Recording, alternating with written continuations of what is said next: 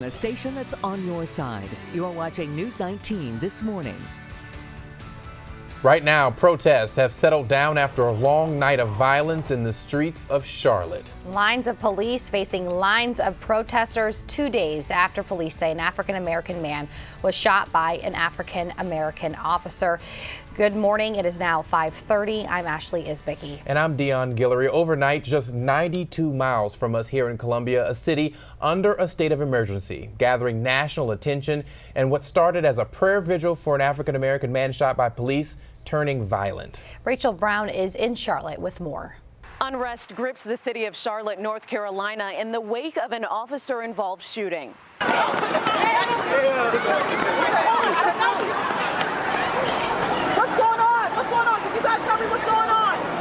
They shot somebody.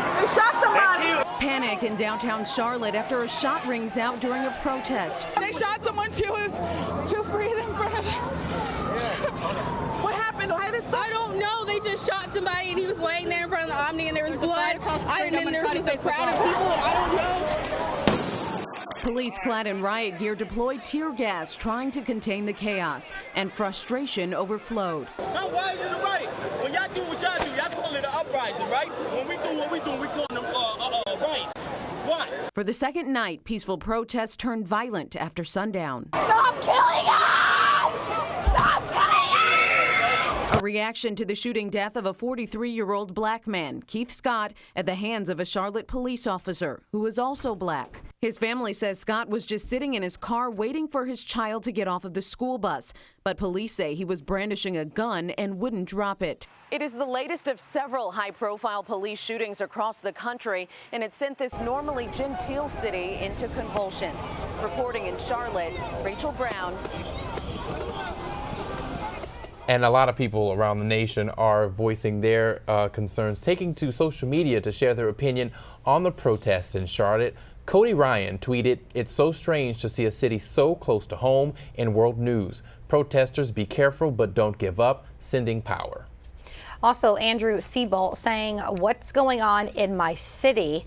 Meanwhile, Spencer Fernando posted a picture on Instagram that reads, "While anger at injustice is understandable, there is a huge difference between peaceful protests and a violent riot. Violence will only widen divisions and create more fear and anger." And Brianna tweeted saying, "Tonight was crazy, just in shock with what I experienced." And last night, our News 19 crew was there covering the protests in Charlotte when they were attacked by agitators. News 19's Mary Sturgill, also our chief photographer, Eric Alkine, are recovering this morning after being caught in the middle of that violent protest. And Mary says they were headed back to the truck when a man came from behind, punching Eric in the back of the head. He fell to the ground where the attacker then continued to punch him. It was then that Mary was tackled. She says 2 good Samaritans helped them up. Yeah, they were both taken to the hospital where doctors cleared them to return to their hotel. This just happened just a couple of hours ago. We spoke to them right after they left the hospital. We, of course, will share that story coming up in our 6:30 half hour. And this morning, the presidential candidates are weighing in. Hillary Clinton calling recent police-involved shootings of black men unbearable. And Donald Trump calling for the aggressive police tactic stop and frisk to go into effect nationwide. Henna Daniels with more. Donald Trump says stop and frisk will help stop crime in cities struggling to control violence. In my opinion, I see what's going on here. I see what's going on in Chicago. I think stop and frisk. In New York City, it was so incredible the way it worked. The practice allows police to detain and search pedestrians based on the suspicion of criminal activity. Now, God, I ask that you would touch this man, Donald J. Trump. Earlier in the day in Cleveland, Ohio, the Republican nominee met with black pastors and spoke about the recent police-involved shootings of black men in North Carolina and Oklahoma. That man was hands up. That man went to the car, hands up, put his hand on the car. I mean, to me, it looked like he did everything you're supposed to do. Both candidates are trying to broaden their appeal to minority voters as they head into the home stretch of the presidential race. Ain't no mountain high, ain't no valley low. While campaigning in Orlando, Hillary Clinton also weighed in. We have 2 more names to add to a list of African Americans killed by police officers in these encounters. It's unbearable. In the latest Wall Street Journal NBC poll, Clinton has a 6-point lead over Trump among likely voters. Hannah Daniels, CBS News. And they're getting ready for their first debate, which is Monday. Back here in the Midlands, we asked about the procedure officers are taught before they pull the trigger. News 19's Sonia Gutierrez has the story. Open the vehicle door with your back to me.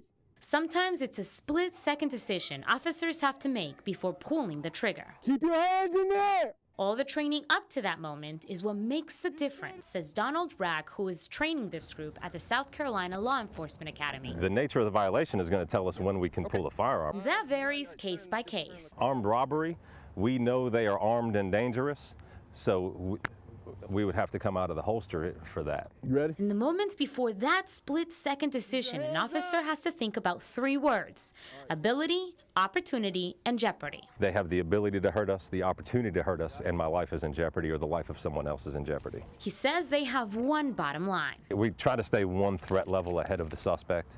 And there's no this, you do this, and you do this, and you do this. We just try to stay one step ahead of what's coming at us. Dispatch, this is Unit 1. When I go speak to young members of our community, most of the males, especially African-American males, want to be law enforcement officers.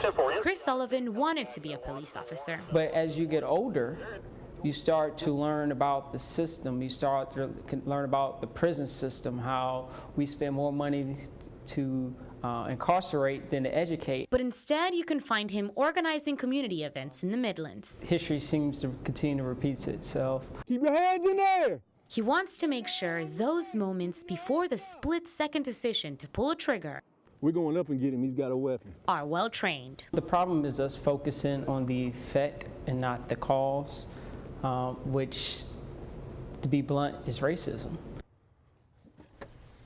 Well, starting in January, we're told the University of South Carolina will be hosting community roundtables to have real conversations about police and community relations. And that is one of the things he says might get a little bit better.